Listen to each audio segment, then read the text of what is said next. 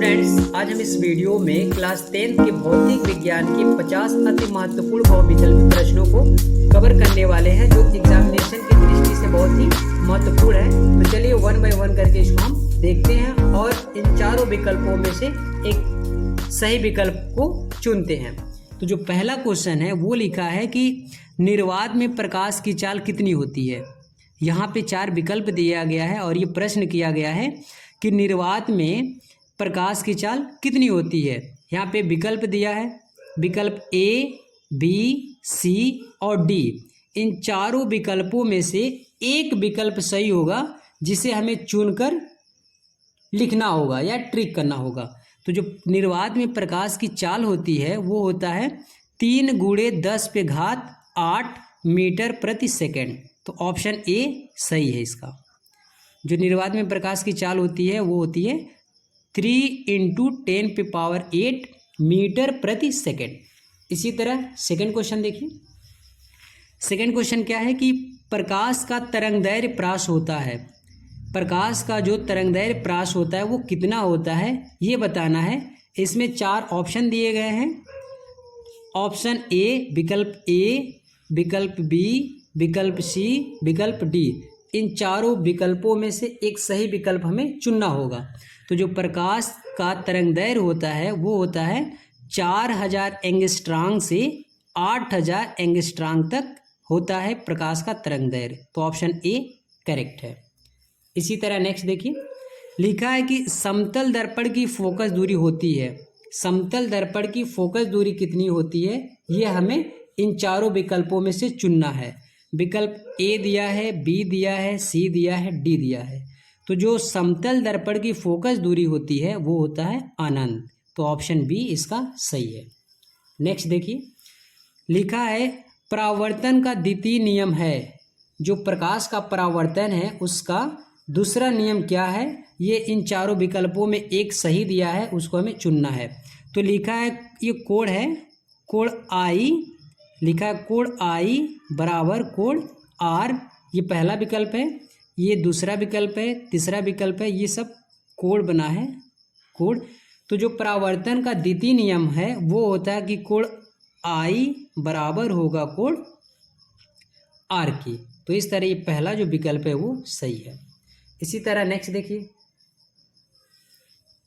जो नेक्स्ट है वो लिखा है कि उत्तल दर्पण से बनने वाले प्रतिबिंब की प्रकृति होती है। जो उत्तल दर्पण से प्रतिबिंब बनते हैं उनका प्रकृति कैसा होता है ये हमें इसमें से चुनना है। चार विकल्प दिया है, विकल्प ए, विकल्प बी, विकल्प सी, विकल्प डी। इन चारों विकल्प में से एक सही विकल्प चुनना है। तो जो उत्तल दर्पण से बनने वाले प्रतिबिंब होते हैं उनकी प्रकृति कैसी होती है, आभासी होता है और सीधा, आभासी व सीधा। तो ऑप्शन बी सही है। इसी तरह नेक्स्ट देखिए, नेक्स्ट क्वेश्चन है कि दर्पण की फोकस दूरी f तथा वक्रता त्रिज्या r के बीच संबंध है। तो जो फोकस दूरी f होता है और वक्रता त्रिज्या r होती है, इनके बीच में संबंध क्या होता है। जो f होता है फोकस दूरी वो त्रिज्या का आधा होता है। अब इसको यदि चाहे तो हम इसको इधर ट्रांसफर कर सकते हैं। तो ये हो जाएगा 2f बराबर r। तो विकल्प में या तो 2f बराबर r होगा तो भी सही है, या f बराबर r/2 दिखेगा तो भी सही है। तो अब विकल्प देखते हैं। तो यहाँ पे विकल्प सी 2f बराबर r ये वाला रिलेशन शो कर रहा है। तो ऑप्शन सी इसका सही है। इसी तरह नेक्स्ट देखिए, लिखा है कि किसी दर्पण की फोकस दूरी f, u तथा v में अभिष्ट संबंध है। f, u, v में क्या संबंध होता है ये चारों विकल्प में दिया है। इसमें से एक विकल्प सही होगा, उसे हमें चुनना है। तो जब भी f, u, v आ जाए तो मतलब ये दर्पण का सूत्र पूछ रहा है। तो दर्पण का सूत्र क्या होता है, 1/f बराबर 1/u प्लस 1/v। तो ऑप्शन ए इसका सही है। इसी तरह नेक्स्ट देखिए, लिखा है कि लेंस के क्षमता का मात्रक है। जो लेंस के क्षमता का मात्रक है वो क्या है, इन चारों विकल्पों में से एक सही होगा, उसको चुनना है। तो जो लेंस की क्षमता का मात्रक होता है वो होता है डायोप्टर। तो ऑप्शन ए सही है। इसी तरह नेक्स्ट देखिए, नेक्स्ट है लेंस के लिए भी यू तथा एफ में संबंध का सूत्र है। यहाँ पे लेंस का सूत्र पूछा जा रहा है, यानी जो लेंस का सूत्र है वो क्या होता है। तो जो लेंस का सूत्र होता है वो होता है 1/f बराबर 1/v माइनस 1/u। तो ऑप्शन ए इसका सही है। इसी तरह नेक्स्ट देखिए, जो नेक्स्ट क्वेश्चन है क्वेश्चन नंबर 10, ये दिया है कि लेंस की क्षमता का सूत्र है। इसमें से बताना कि लेंस का सूत्र क्या है, लेंस की क्षमता का सूत्र क्या है।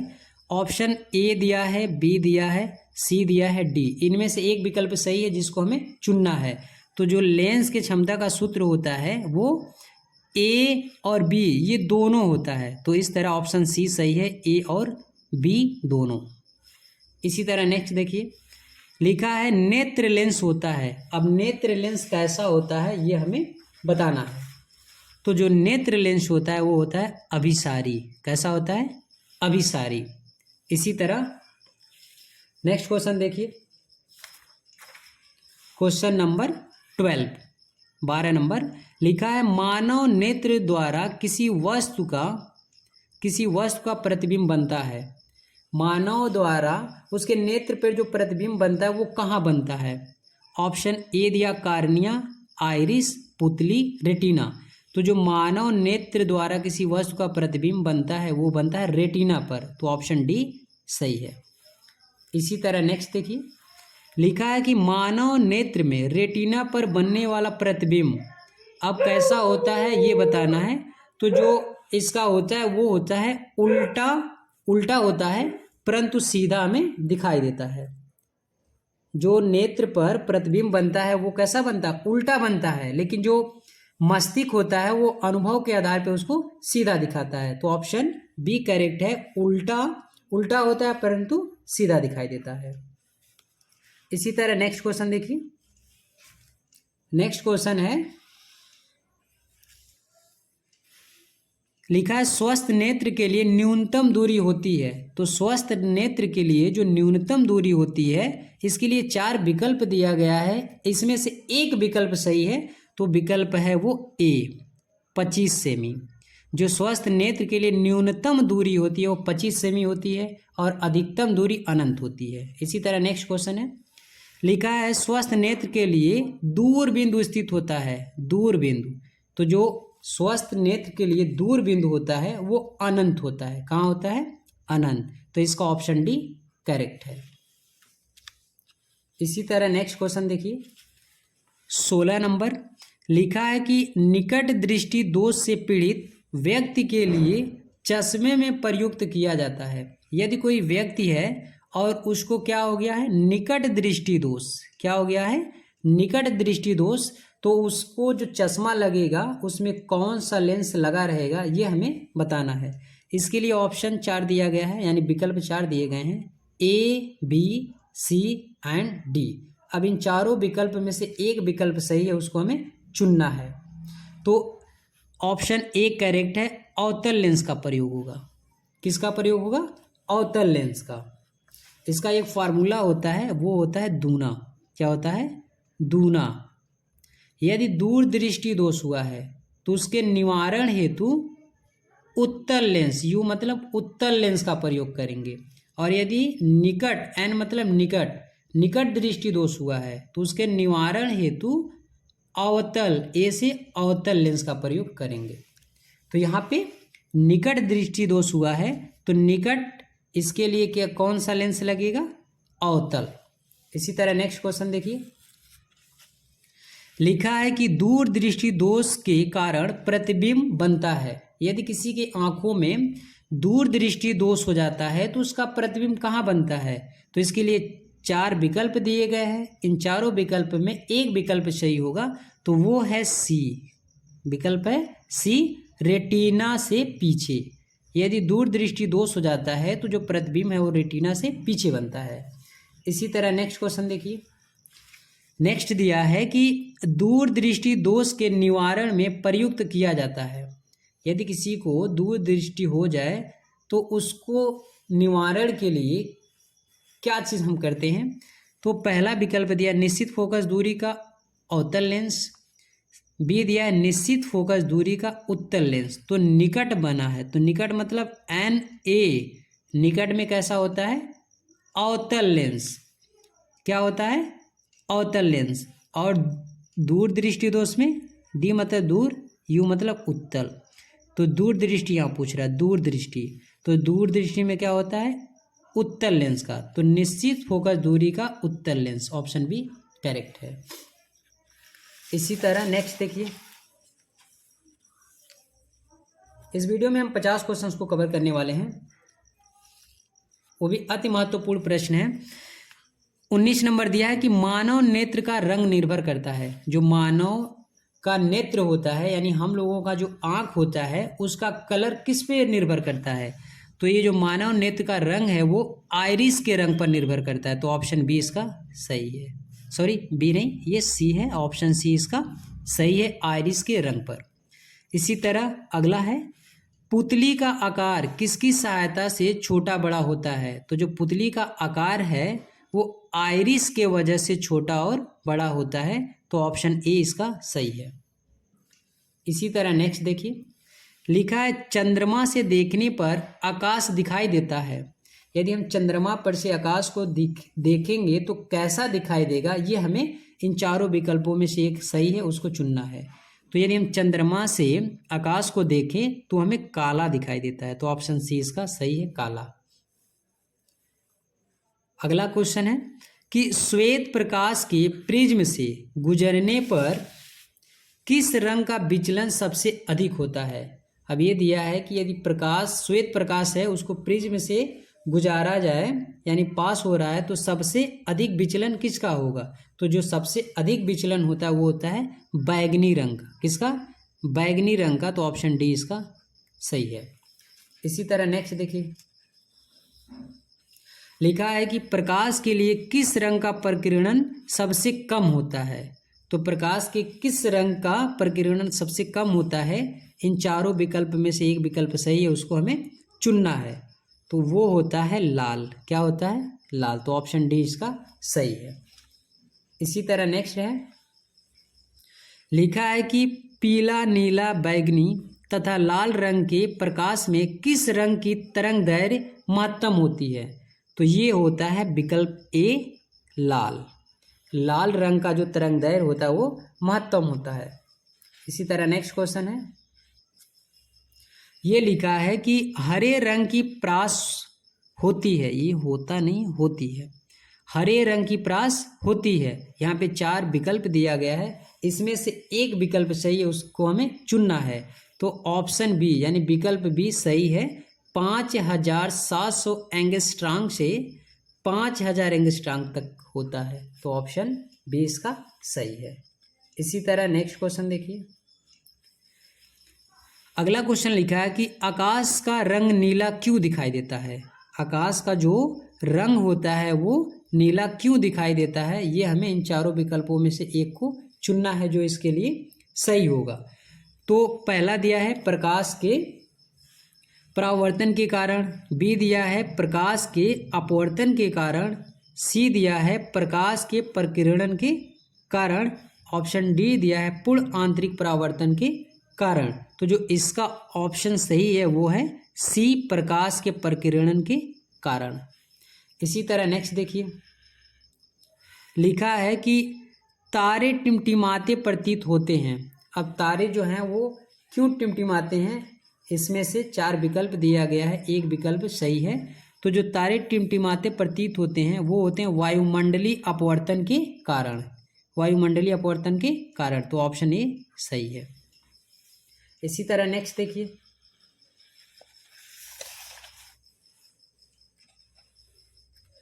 नेक्स्ट क्वेश्चन है,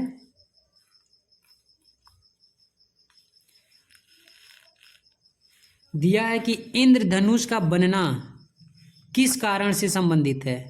यानी इंद्रधनुष किस कारण बनता है, तो वो बनता है वर्ण विक्षेपण के कारण। जो वर्ण विक्षेपण होता है उसके कारण इंद्रधनुष बनता है। इसी तरह नेक्स्ट है, एक इलेक्ट्रॉन पर आवेश होते हैं, एक इलेक्ट्रॉन पर कितने आवेश होते हैं ये हमें बताना है। इसके लिए 4 विकल्प दिया गया है, इसमें से एक विकल्प सही है। तो जो एक इलेक्ट्रॉनों पर आवेश होते हैं वो होते हैं 1.6 इंटू 10 पे पावर -19 कूलम। ऑप्शन डी इसका सही है। इसी तरह नेक्स्ट है, विद्युत आवेश का मात्रक है, जो विद्युत आवेश है इसका मात्रक क्या होता है, तो विद्युत आवेश का मात्रक होता है कूलम। तो ऑप्शन बी इसका करेक्ट है। इसी तरह नेक्स्ट देखिए, किसी चालक तार में विद्युत धारा का प्रवाह होता है, तो किसी चालक तार में जो विद्युत धारा का प्रवाह होता है वो होता है मुक्त इलेक्ट्रॉनों द्वारा। तो ऑप्शन ए सही है, मुक्त इलेक्ट्रॉनों द्वारा। इसी तरह नेक्स्ट देखिए, लिखा है कि विद्युत धारा का एसआई मात्रक है, विद्युत धारा का एसआई मात्रक है। यहाँ पे 4 विकल्प दिया गया है, इसमें से जो सही ऑप्शन है वो है एम्पियर। क्या है? एम्पियर। विद्युत धारा का एसआई मात्रक एम्पियर होता है। इसी तरह नेक्स्ट देखिए, लिखा है विद्युत विभव का मात्रक है। विद्युत विभव का मात्रक क्या होता है, तो जो विद्युत विभव का मात्रक होता है वो होता है वोल्ट। तो ऑप्शन ए करेक्ट है, वोल्ट। इसी तरह नेक्स्ट देखिए, लिखा है प्रतिरोध का मात्रक होता है। प्रतिरोध का मात्रक क्या होता है, तो प्रतिरोध का मात्रक ओम होता है। प्रतिरोध का मात्रक क्या होता है, ओम। इसी तरह नेक्स्ट देखिए, लिखा है कि ओम के नियम के अनुसार धारा I विभवांतर V तथा प्रतिरोध R में अभिष्ट संबंध है। इनमें क्या संबंध है ये हमें बताना है। तो जो ओम के नियम के अनुसार धारा I विभवांतर V तथा प्रतिरोध R में जो संबंध होता है वो होता है C, I बराबर V बटा R। I बराबर V बटा R। ऑप्शन सी सही है।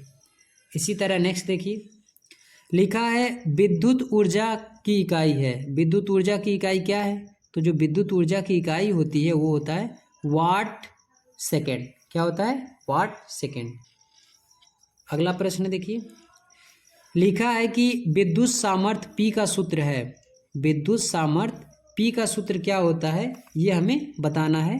तो यहाँ पे ऑप्शन ए दिया P बराबर V बटा I, ऑप्शन बी है P बराबर I बटा V, ऑप्शन सी है P बराबर VI। तो ऑप्शन सी इसका सही है, P बराबर VI। इसी तरह नेक्स्ट देखिए, लिखा है कि एक अश्व शक्ति बराबर होता है। तो एक अश्व शक्ति बराबर होता है 746 वाट।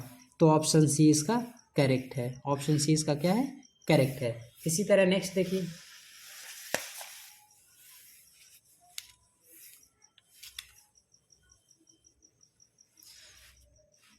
ये दिया है 1 किलोवाट घंटा में जूलों की संख्या होती है। हमें बताना है कि 1 किलोवाट घंटा में जूलों की संख्या कितनी होती है। इसके लिए 4 विकल्प दिया गया है, इसमें से सही विकल्प चुनना है।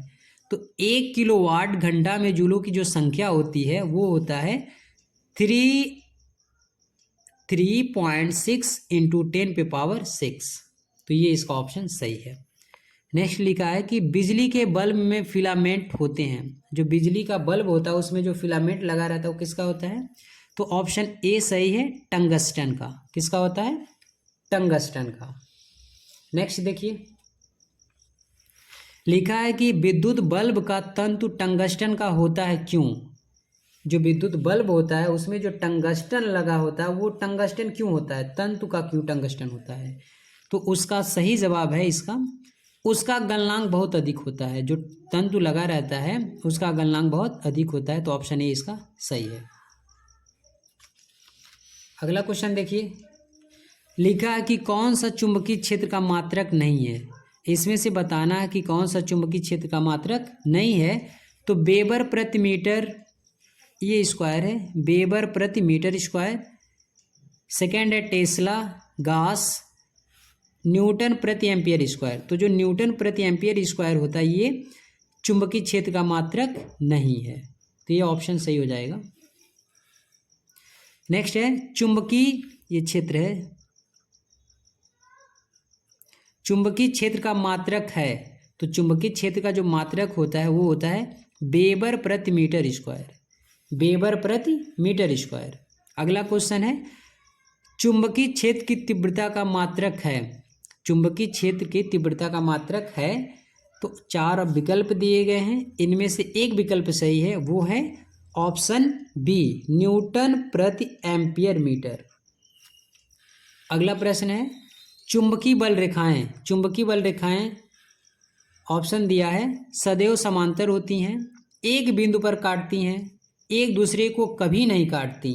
तो ऑप्शन इसका सी सही है कि चुंबकीय बल रेखाएं एक दूसरे को कभी नहीं काटती, तो ऑप्शन सी सही है। अगला देखिए, डायनामो उत्पन्न करता है, डायनामो क्या उत्पन्न करता है? तो जो डायनामो होता है वो विद्युत वाहक बल उत्पन्न करता है, तो ऑप्शन बी इसका सही है, विद्युत वाहक बल। अगला क्वेश्चन है कि यांत्रिक ऊर्जा को विद्युत ऊर्जा में बदलने वाला यंत्र है, तो यांत्रिक ऊर्जा को विद्युत ऊर्जा में बदलने वाला जो यंत्र है वो है डायनामो। क्या है? डायनामो। इसी तरह नेक्स्ट क्वेश्चन देखिए, लिखा है कि परिपथ में फ्यूज किस क्रम में जुड़ा होता है? तो परिपथ में जो फ्यूज होता है वो श्रेणी क्रम में जुड़ा होता है।